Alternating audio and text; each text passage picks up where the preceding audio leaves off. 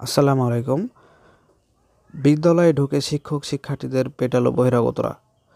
পাবনায় ভাঙ্গুড়ায় বিদ্যালয় বহিরাগত যুবকরা ঢুকে শিক্ষক-শিক্ষার্থীদের মারধর করার ঘটনায় পাঠদান স্থগিত করেছে কর্তৃপক্ষ। উপজেলার পারভাঙ্গুড়া ইউনিয়নের বেহড়ামোড়া উদয়ন একাডেমিতে বুধবার দুপুরে এ ঘটনা ঘটে।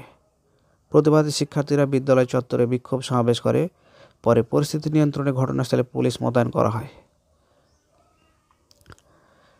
স্থানীয় সূত্রে জানা যায়, দুদিন আগে বিদ্যালয়ের দশম শ্রেণীর এক শিক্ষার্থীর সঙ্গে নবম শ্রেণীর এক শিক্ষার্থীর বাগবিতণ্ডা হয়।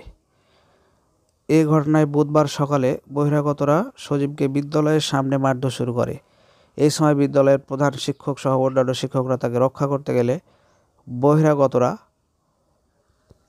শিক্ষকদের ওপর লাঠিসোঁটা নিয়ে হামলা করে।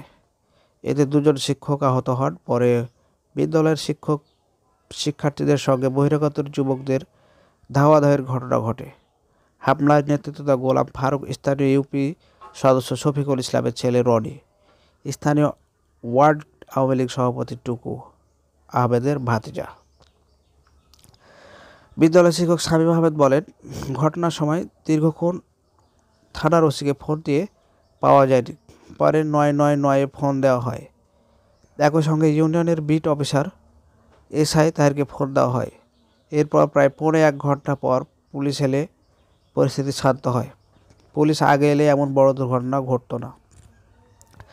বিদ্যালয়ের প্রধান শিক্ষক আলহাজ হেদায়েতুল হক জানান, উদ্ভূত পরিস্থিতি শিক্ষক ও শিক্ষার্থীদের নিরাপত্তা বিবেচনা করে বিদ্যালয়ের পাঠদান বন্ধ রাখা হয়েছে। এ ঘটনায় অভিযুক্ত বহিরাগতদের বিরুদ্ধে মামলার প্রক্রিয়া চলছে। ভাঙ্গুড়া থানার ওসি রাসেল ইসলাম বলেন, ফোন না ধরার বিষয়টি মিথ্যা।